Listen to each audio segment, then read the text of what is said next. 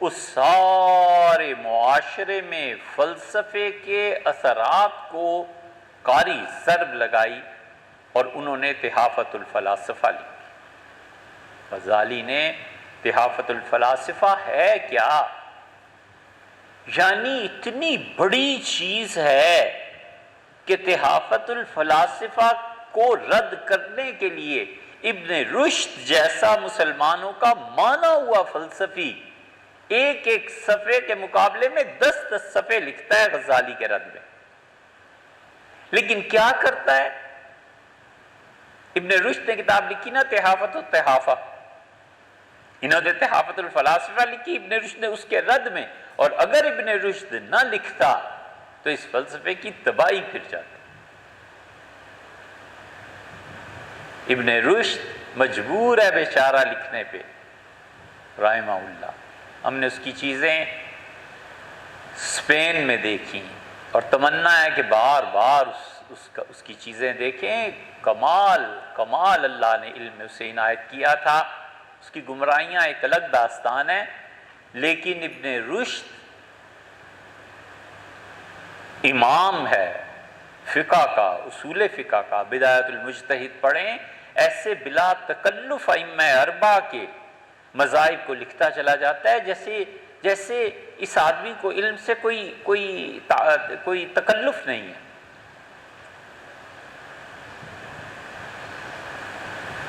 Spain گئے تو ان کی کتاب اگرچہ اور جگہ بھی تھی، لیکن فٹ پاتھ پہ رکھ کے کوئی آدمی بیچ رہا تھا،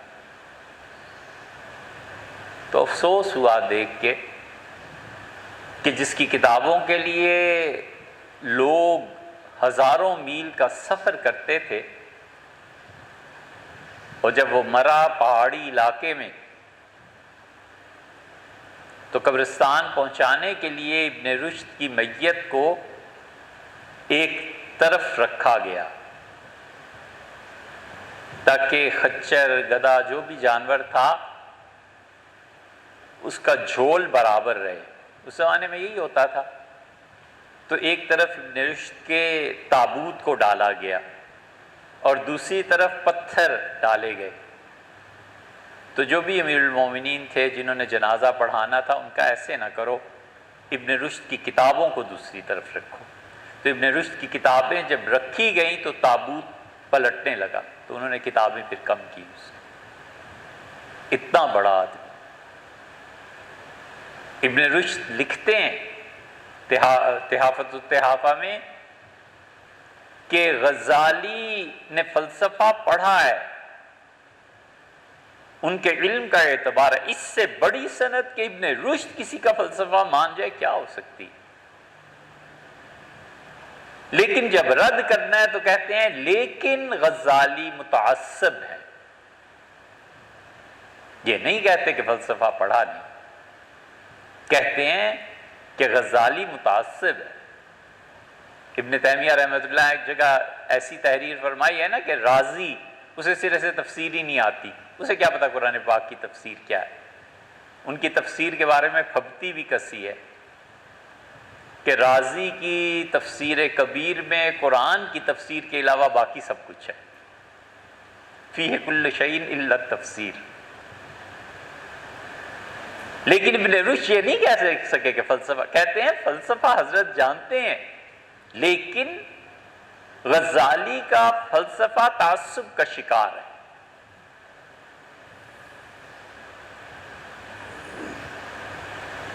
تحافۃ الفلاسفہ مقالہ ہے 60 صفحے کا، 70 کا، 80 کا، اور اس کا رد کرنے کے لیے جب ابن رشد بیٹھے ہیں تو 700-800 صفحے کی کتاب لکھی ہے، یعنی ایک ایک صفحے کے رد کے لیے بھی 10-10 صفحے ابن رشد کو لکھنا پڑے ہیں۔ اور غزالی نے کمال کیا ہے، اس میں امام رحمۃ اللہ نے کہا ہے 3 اصول مرتب کیے ہیں، اس کی سمجھداری دیکھو۔ کہتے ہیں کہ سب سے پہلے اس بات پر گفتگو کریں گے کہ جو کچھ فلسفہ ہے یہ صحیح ہے یا غلط ہے۔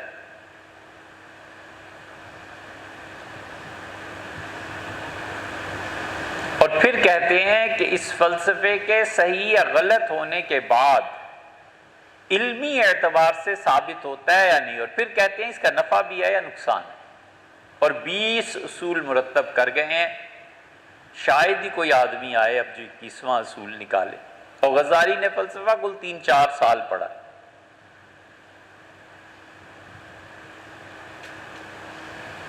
اور امام رحمت اللہ علیہ نے سوسائٹی کو جھانکا ہے، ایک ہے جاننا، ایک ہے برتنا۔ آدمی اشیاء کو جانتا ہے اور مدت العمر جاننے کے بعد برتنے کے مرحلے میں داخل ہوتا ہے۔ جانتا ہے کہ کم نظری کا علاج چشمہ ہے، اور جب برتتا ہے چشمہ تو پھر پتہ چلتا ہے کہ کم نظری پوری ہوئی یا نہیں۔ غزالی نے برتا ہے، جاننے کے علاوہ برتا ہے، اور جو بغیر برتے اظہار رائے کرتے ہیں ٹھوکر کھاتے ہیں۔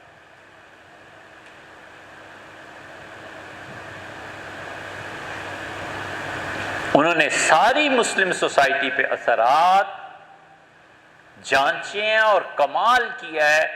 انہوں نے کہا کہ سارا فلسفہ جو اس وقت مسلمانوں کو گھیرے ہوئے ہے، اس کی ایک اصل یونان کا فلسفہ ہے، اور دوسری اصل اسماعیلیت ہے جو شیعہ ہی کی ایک شاخ ہے۔ جتنا یونانی فلسفہ تھا وہ سارے کا سارا بیس کرتا تھا اس بات پر کہ عقل کو وحی پہ ترجیح حاصل ہے۔ یہ خلاصہ ہے ہزاروں صفحات کا، اور یہ نچوڑ ہے ان گنت راتوں کا، کہ سارا یونان کا فلسفہ بیس کرتا تھا کہ عقل وحی پر غالب ہے۔ خدا جانے کیا ہوا ہے کہ جو سول سوسائٹی، موم بتیاں اور یہ سارا گروہ یہ مردان کے واقعے پہ خاموش رہے ہیں، ابھی تک تو کچھ نہیں کہا۔ یہ وہی سوسائٹی ہے، یہ وہی چیز ہے کہ عقل کو وحی پر ترجیح حاصل ہے۔ عقل جو فیصلہ کرتی ہے وحی کو جھکنا چاہیے۔ یہ غزالی ہے جس نے جڑ کاٹ کے رکھ دی، اور جس نے کھود ڈالا اس پودے کو۔ انہوں نے کہا نہیں، وحی غالب ہے، عقل مغلوب ہے۔ یہ صدیوں کی مباحث ہیں۔